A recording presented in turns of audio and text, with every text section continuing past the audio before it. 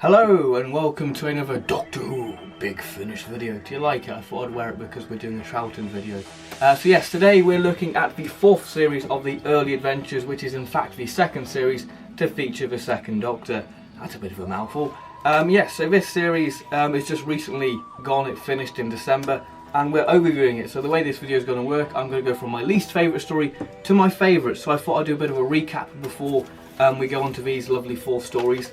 So the previous series, Series 2 with the second Doctor, featured the Yes Men, which is probably my second favourite second Doctor audio. I just think it's very evocative of the time and it just has that great feel to it. I just love that story to bits, and Simon Gurrier just nails that story and it just feels like a true 60s Who story. The Forsaken, fantastic claustrophobic adventure, one of my favourites, is wonderful. Then we have the Black Hole. Yeah, it's a story I really don't like. I think I'm in the minority. I really don't like that story. I mean, I'm really tempted to give that a re-listen since listening to these, just to give it another go. If you like Season 6B, then you're probably going to like The Black Hole, because that story sort of makes sort of that work in a way. And then we have the iSource Network, which I think is a real fun adventure, you know, very reminiscent of what you'd see in like a 1960s annual or, you know, a Target novelisation. I really like the iSource Network. So Series 2 was, you know, pretty good. I really like Series 2. It's probably my favourite series of the Early Adventures. Or is it? We'll have to wait and see. So without further ado, let's begin this overview.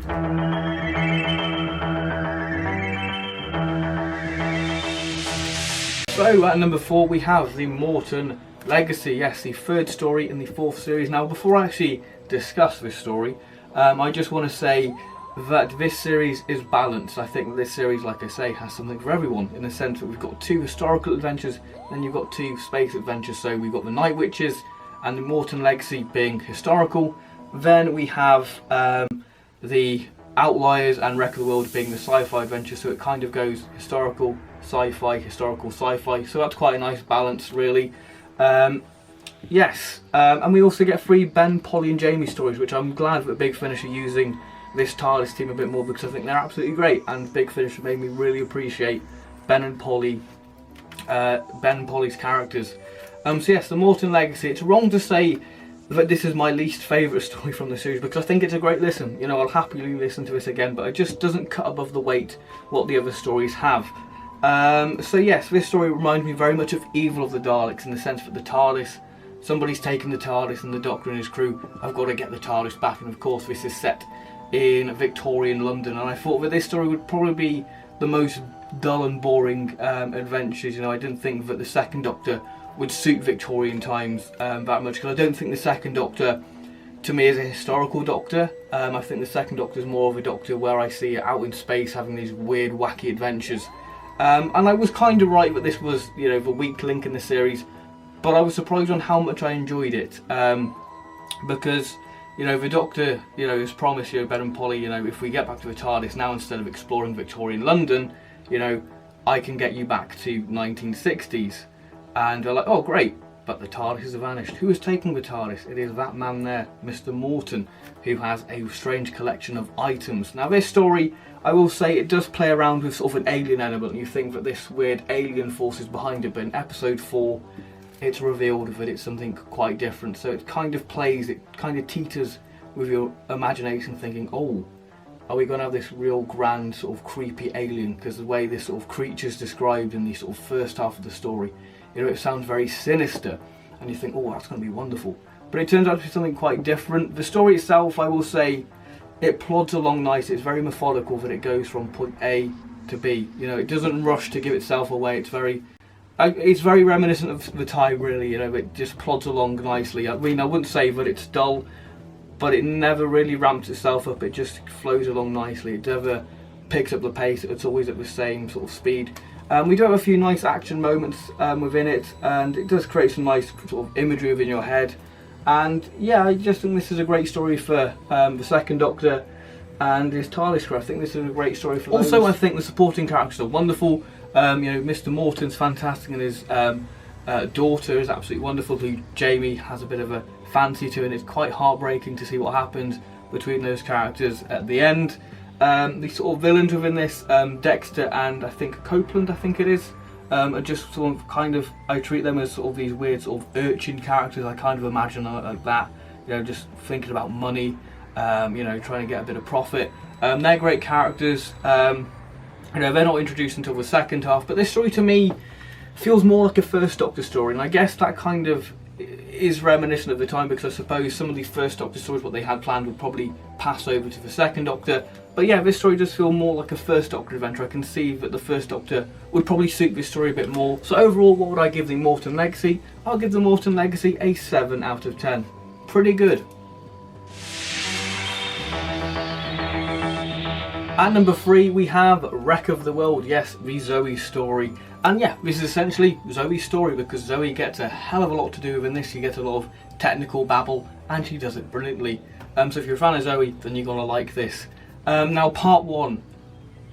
Wow, what an episode. I just thought that part 1 just really builds this story up and just sets it up nicely, with the whole idea of sort of, it plays on the sort of aftermath of the mind robber with Zoe repairing the TARDIS, because apparently the TARDIS still hasn't fully connected and it's still rebuilding itself, so Zoe's got to fix that with this device, what sort of makes the TARDIS become whole again. So that's quite nice, and that kind of sets up the story with the TARDIS crashing into this big spaceship thing. So that's kind of the whole thing, and the actual spaceship there, this big spaceship there, it's such a brilliant idea. I mean, it's been done before in Doctor Who, like the Ark in Space, and I guess to a degree Smile.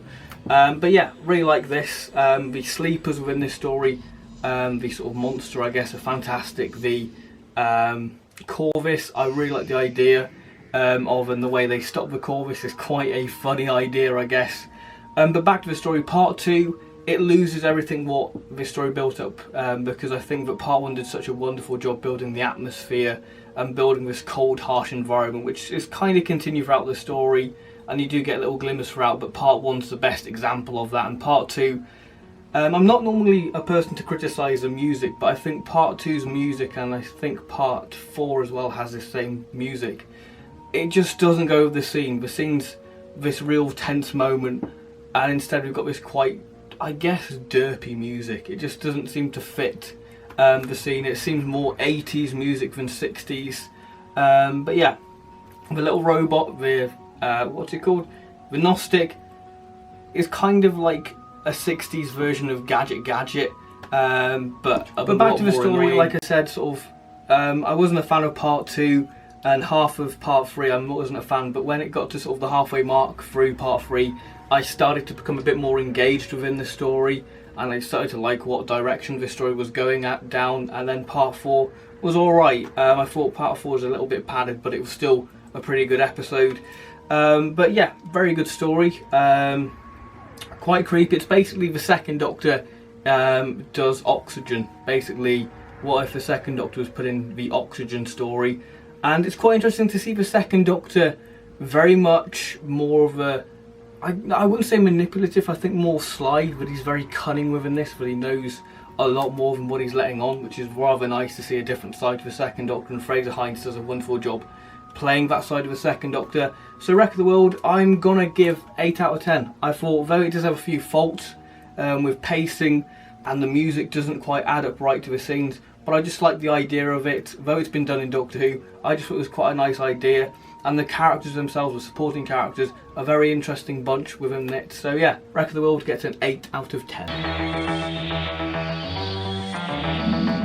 So at number 2 we have The Outliers, yes, by Simon Gurrier, a release I was incredibly excited for, because it's Simon Gurrier, you know, because he knows how to write for 60s. So if you want to do a 1960s story, you go for Simon Gurrier, because he just knows how to write for that era. And plus he's wrote my favourite Big Finish story of all time, The Mega, which is a Third Doctor story, but still, Simon Gurrier is one of my favourite writers, so I had high hopes for this release. And did it deliver? Yes, it did deliver. I thought it was an absolutely wonderful release. You know, I just think it has such a great visual idea, the whole idea of this sort of civilization inside an asteroid which is all flooded, and you've got these weird, you know, the houses there on these flooded streets, and that just creates a great atmosphere. You know, the way this story starts with this sort of astronaut figure who's dead, just floating along this flooded street, just gets you instantly hooked. And I think that Simon Gurry has really sort of mapped the story out of what it would have been like as a 60s story, even down to the costume designs. You know, they're very reminiscent of the 60s, and this story just reminds me very much of a Jerry Anderson thing, with the whole sort of main hub of operation being in this sort of built into this rock. It just reminds me very much of like a thing you'd see in Thunderbirds, really. So I quite like that. Just one more thing praising how Simon Gurry knows how to write 60s. So just one more thing before I go into the story, and that is that he just knows how the Second Doctor would have done the scene, how the scenes would have played out, because he plays this little gag where there's these guards outside and out the Doctor and his gang go out, but Ben's trying to protect Polly, but instead he's, you know, protecting Jamie, which I thought was just a nice little nod, because I can see, you know, the Troughton gang just going, oh, we can put a gag there. So that just works really, really well. So yeah, part one. Yeah, like I said, the start was very interesting, you know, hooked me, but then it kind of just fell apart. I found part one quite dull. You know, nothing wrong with the story. It just, as part ones go, it was just quite you know, what you'd expect from part one, just setting up the story. But once part one was out of the way, we were sailing. You know, part two became a lot more engaged. I found myself more engaged within this story. And one thing I love about this story is the mystery. The mystery of this, you know, why are people disappearing? You know, why every 2 hours are people disappearing? But then there's a whole revelation of how many people have gone missing. It's quite terrifying. And that's quite a good revelation within this story. Yeah, and that mystery isn't resolved until sort of, well, revealed until halfway through part four, which is just how you do a mystery. It just keeps you guessing, you know, what monster is causing this atrocity on this asteroid, which I really do like in this story. Now, I said that Wreck of the World was very much Zoe's story, in the sense that, you know, she gets a lot of science stuff to do. This is very much Ben's story, which I really like, because Ben wasn't really used that well in the TV show. I'm glad that Simon Gurry thought, oh, this would be a great story to use Ben in, because this is a city which is basically flooded, and of course Ben, being a sailor and works for the Navy, you're gonna use him, and Ben just becomes in his element, you know, sailing a boat and showing off to Polly his boating skills. That's really well done in part three. And we also get glimpses of sort of Ben's future. So that really explores sort of Ben and Polly's relationship within this, which I really do like. And we also get the Radio Times sort of photo shoot, what Michael Craze and Annika Wills did on the beach with the Cybermen from the Radio Times 10th anniversary. That made canon within this audio. And that's quite crazy to think that a Radio Times bit of Doctor Who is canon. Just a photo shoot is now canon in Doctor Who, which is crazy. Another thing I absolutely adore about this is the cliffhangers. The cliffhangers are brilliant, especially part two and part three. You know, part three is Doctor Light. The Doctor is nowhere to be seen, so that really just shows the impact of the cliffhanger. And plus it's sort of reminiscent, you know, that Patrick Troughton booked a holiday and that didn't work within the actual filming schedule, so they had to rewrite the story. So that's quite a nice little nod to how they would have done it in the 60s. But part 3 is probably my favourite. I think that really does explore and gives the companions time to shine, and we get to explore this world even more. But part 3's cliffhanger is just super, because everything is going wrong. You know, the mystery's starting to be unravelled, and this whole giant sea creature comes out. And that's quite terrifying if you're in this sort of vast bit of water, open water, and this massive sort of Loch Ness monster sea creature comes out. You'd be absolutely bricking it. And that's quite a terrifying thing, and I just love that. So I think I've praised The Outliers enough. I just absolutely love it. You know, this story just puts Ben through an emotional ringer. You know, everything just goes full circle with the whole sort of sea creatures, know what they actually are. It's just a very nice, interesting idea. It's just absolutely wonderful. I just think this story, you cannot predict where it's going to go, and the mystery I absolutely love, and the way that mystery goes full circle is brilliant. I just think this is a wonderful Second Doctor audio, and it's just absolutely marvellous. So I'm going to give The Outliers a 9 out of 10. Just superb.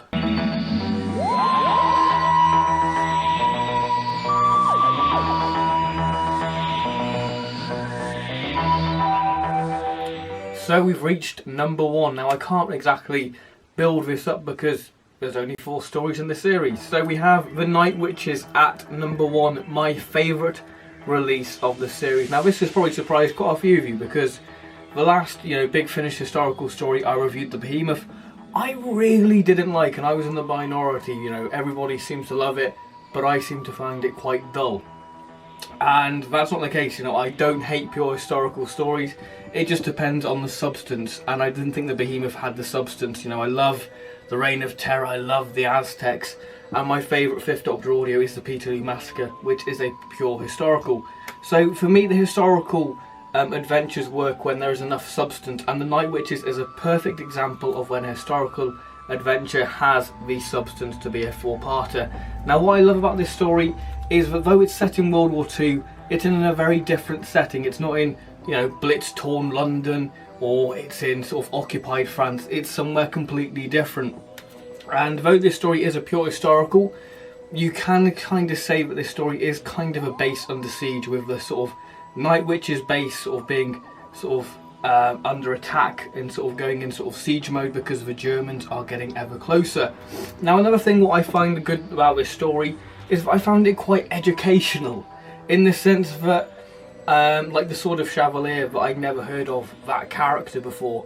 Roland Moore did a fantastic job informing you as a listener, if you haven't heard of them, the Night Witches, which are basically Russian women trying to hold back the Germans from advancing, which is absolutely fantastic. And the thing with the Night Witches are that their technology wasn't advanced. They were using biplanes from the First World War, so about 30 years out of date, and they were holding back this sort of Nazi sort of invasion, which I found very cool. I believe that this is Roland Moore's first 2-hour adventure, and I have to say it's marvellous. I think it's brilliant for a 2-hour adventure. I believe that he's done a few short trips in the past, and I'm quite excited to see what his short trips are like, because this is just absolutely amazing.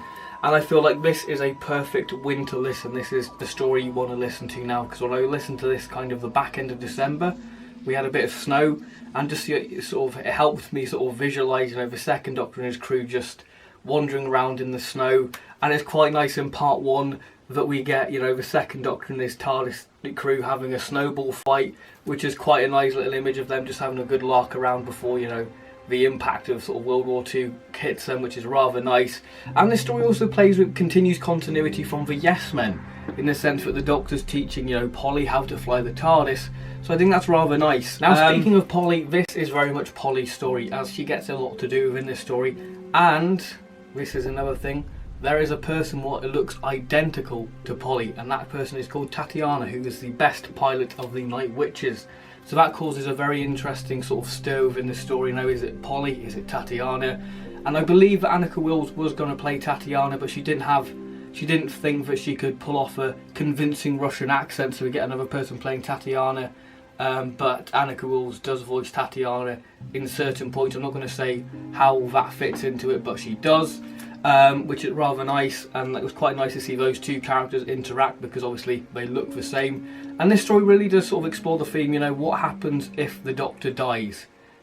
How do the companions cope? And that really does explore sort of Ben and Polly's dynamic, because they think, the Doctor and Jamie are dead, because it does this sort of time monster cliffhanger, which is absolutely wonderful. But yeah, it really does explore, and it just shows how strong Ben and Polly's sort of relationship is, and sort of how they're going to get out of this situation, how they're going to fly the TARDIS. So it really does sort of put that awkward situation, what happens if the Doctor dies midway through an adventure? What are the companions going to do? So I think that's a really interesting idea, and Roland Moore does such a fantastic job. And I've got to say, I absolutely adore this story. I just think it's marvellous. I just love it. The characters are wonderful. The sort of ever looming Nazis are coming forward with their tanks, and you've just got these, the Night Witches with their sort of less advanced equipment, and they're just struggling with low supplies. You really do take pity on them, and just the ending does get a bit of sort of enemy of the world-esque. And yeah, it's just quite an emotional story by the end of it, and I just really love it. I want to give this story a 10 out of 10, and I feel like I should, but do you know what? I'm going to give it a 10 out of 10. I was thinking 9.5, but the more I think about it, I'm going to give this a 10. I absolutely love this adventure. If I'd listened to this before I did my top 10 Big Finish releases of 2017, this would be on the list, because I absolutely adore it. a marvellous story. Annika Wills just gets a lot to do within this. I just love the themes that were explored within this, and just the whole environment Roland Moore created was just absolutely wonderful. And yeah, just a very refreshing audio, and yeah, I absolutely love. So that concludes my overview for Series 4 of the Early Adventures. I have to say that this is probably my favourite series of the Early Adventures, so if I was to get a series of the Early Adventures, definitely get this series, because honestly, this series won't let you down, because like I said, this series has a perfect balance of stories. We have 2 sci-fi and we have 2 historical. What's not to love? And it's more Ben and Polly and Jamie and Zoe, and more Second Doctor goodness. It is absolutely wonderful. This is just absolutely wonderful. My favourite series of the Early Adventures. I highly recommend you check this series out. It's just absolutely marvellous, because each companion gets to shine, and it's just a wonderful series. Definitely do check this out. So thank you very much for watching this overview video. I hope you have enjoyed it, and I'll see you in my next video, whatever that will be. So thank you very much, and